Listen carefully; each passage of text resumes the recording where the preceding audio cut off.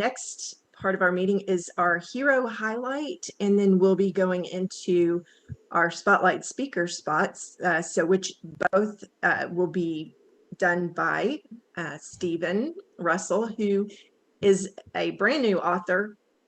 He's also a comic strip or comic artist, and his book that he just published was Troublemakers, the greatest dog and pony show in Iraq. And I'm going to let you talk about that and about your, let me switch over here a second. Also, is this information correct, Stephen? Oh, no. Nope, not the email. So I was in the middle of getting these slides ready and I had almost everything done, and all of a sudden, all of it was gone. It went right back to where I started. And I don't know how that happened. That's never happened to me before, but that was one of those things that I did, but it must not have taken. So I'm going to stop sharing so that you can share if you would like to. And the block on my screen is black, so I don't know if anybody can't see me or any of that. Yeah, your screen is black. No, we can't see you. Because I got the video going.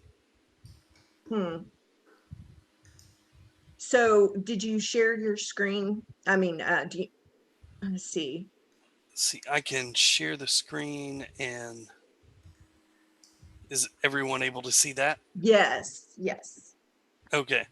So, sorry if the, excuse me, the video's not working, but, so for the heroes highlight this week, what I would like to do is highlight my great uncle, Paul Pappy Gunn, Paul Irving Gunn, an Arkansas native.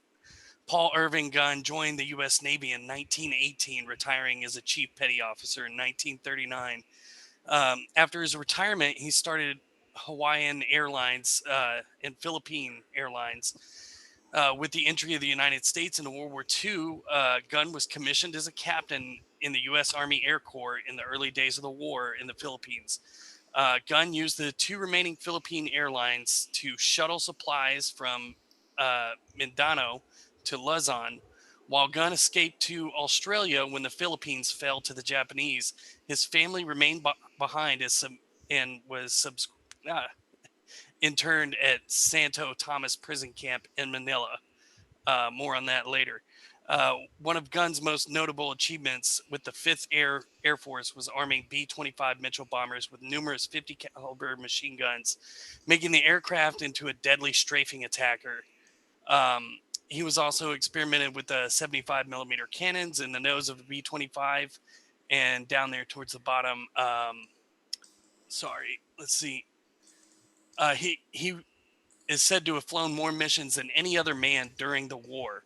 Gunn was killed in his plane crash in a storm in the Philippines in October 1957.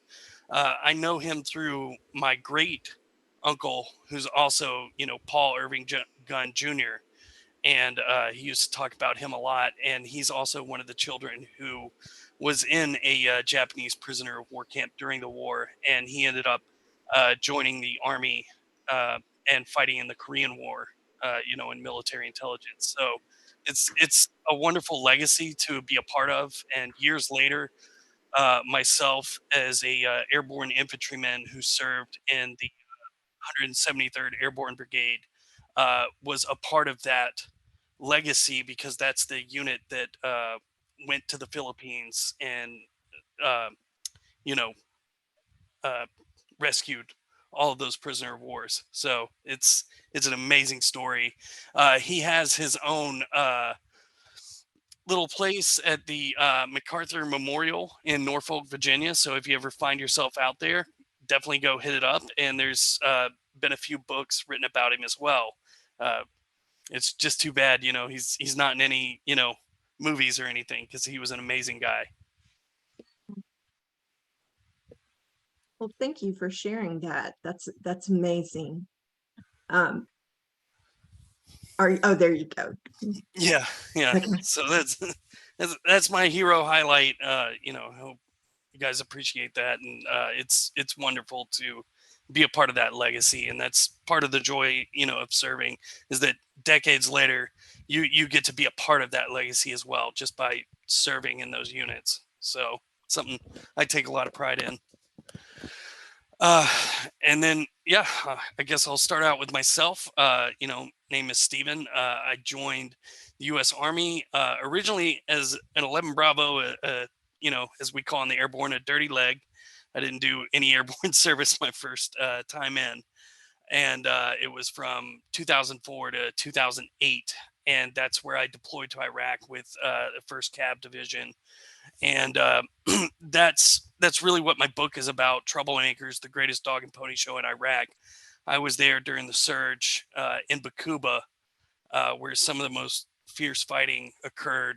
During that deployment, we lost 12 guys, and I think it was 36 across the battalion. So it was extremely chaotic and crazy, and you know, it's part of the American culture that we haven't really, you know, been talking about much over the last 20 years. And you know, I felt that our story was something that needed to be shared. So I sat down. It took me about 15 years of going back and forth between notes and talking to people, but I eventually put it in a book format and threw that out there. It's called Troublemakers. That is the name of my platoon in Iraq. We were called the Troublemakers. And the reason we were called the Troublemakers is everyone in the platoon had at least one Article 15. For you Marines and Navy guys, that's NJP. So we were a bunch of knuckleheads, and it was a crazy time. But you know, it's one of those periods of your life where, you know, you'd never take it back. And the people that you were with, it was something special, and I felt our story needed to be, you know, told. So it's up on Amazon. If you go to Amazon and look up Troublemakers, or my name, Stephen Russell, you'll see that pop up there. And that's live now. And then the second thing that I do is I am, as Angela said, I'm a comic book artist. I draw and do the story concepts for a comic called Tales of Nihilism that is published on Global Comics. And we do a main story issue, we do short stories, and then we do like little comic strips and things like that, just to throw some extra content in there. And that those stories are a lot of it is inspired by my experiences as a veteran, some of the struggles that I've been through, and some of those unique experiences that we all have as veterans.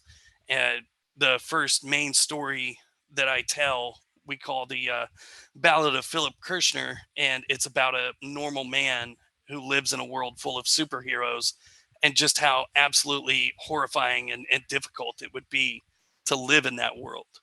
And it kind of like goes through that idea of, you know, my personal experiences being a veteran and getting out and having this like feeling, you know, you're told, you know, you're an American hero, you're a veteran, you're supposed to be well respected in the community, and you know, you keep having these struggles and going through these unique, you know, difficulties, and over and over again. So it's kind of that like play on there. We like to do our stories that way, in artistic and philosophical, you know, ways. And I'm also a an artist in Veterans at Ease magazine, um, done by Devil Doc Publishing. Uh, I'll, I write there under the pen name The Salty Skipper, and I'll do cadences in there. I illustrate cadences, you know, like the Airborne Rager, By His Boots. And so that's a little of the first one that I submitted. I've done 3 since then. And you can go on at Ease Veteran Magazine. And I think it's pretty decent, the pricing on that. They have it where you can do it month to month or quarterly, and it's a very nice magazine. They feature all veterans, stories by vets, writings, poems, art. So it's a great magazine to check out. And then where the business portion, I guess, comes in on my comics, what I like to do, I know a lot of the independent comic creators nowadays are out there doing the Kickstarters and the Indiegogos and these profit or shared deals. But to me, it seems like a weird business practice because you're telling people to invest in your business and then there's no return on investment in a lot of those things. And so I sat down and thought, like, what is the business of comics? And really and truly, it's not selling the comics at all. Even Marvel and DC lose a lot of money, selling individual comics. Where they're making their money is through their intellectual property rights, through merchandising, the toys and movies and stuff like that. And then through selling advertising. And of course, I'm an independent creator. I'm not, anything like Marvel or DC. So I can't make toys. I can't, sell off intellectual property rights. But what I can do is offer advertising space in these comics that I physically print when I go to conventions. Um, as you can see, we got a huge readership, page reads so far. We've got almost 8,500 page reads. You can see that little spike there. That spike was last year when we did Plastic City Comic Con, which we're returning to this July. So when we were in Massachusetts, I think it was John who said he's up there Saturday, July 20th. Hope to see you there. If you buy a comic, I'll definitely sign it for you and all that. But that's what we offer the advertisings for. Typically, we're doing a quarter page for $100, and we'll do 25 copies per issue. And we go up there. It's a great place for you to advertise your small business and interact with a community of, dedicated, you know, for lack of a better word, nerds. We're all getting together and reading comics and having a good time. And, they get to have that interpersonal interaction with you and talk about, your content and all the fun stuff about it. And in the meantime, you have your advertising space in there, and that's your kind of foot in the door, because these independent comic conventions typically don't have a lot of marketing going on because the creators are trying to, uh, take a lot of that. And so Plastic City Comic Con, if anybody's interested, the last, you know, uh, issues to do advertising are this week because we got to get to print quick for that. But later during the year, we got sponsored to go to Veteran Comic Con out in San Francisco. And we're going sponsored by Oscar Mike Radio, a veteran podcast here on the East Coast. And so, as well with all the advertising that we have, you'll also have that extra bit of promotion as well, because it's going to be promoted on the podcast and, proliferated across social media and all that fun stuff. So that's Tales of Nihilism and the business model there. If anybody's interested in advertising, get with me. talesofnihilism@gmail.com. We also have, like I was showing there, the Facebook page where we kind of put out our schedule, what's coming up next and things like that. We just did our last issue last Wednesday, and it's been a great ride. So thank you so much for your time, guys. Thank you so much, Stephen. That was very interesting. And hold on a second. Oop. Okay, thank you, Stephen. I think you let her in.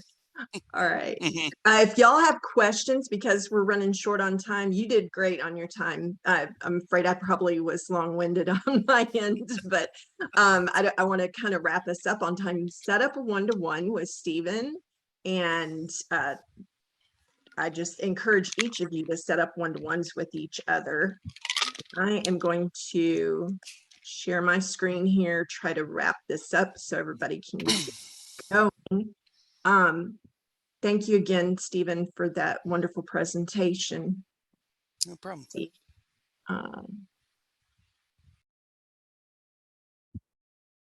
okay. Be sure to order his book.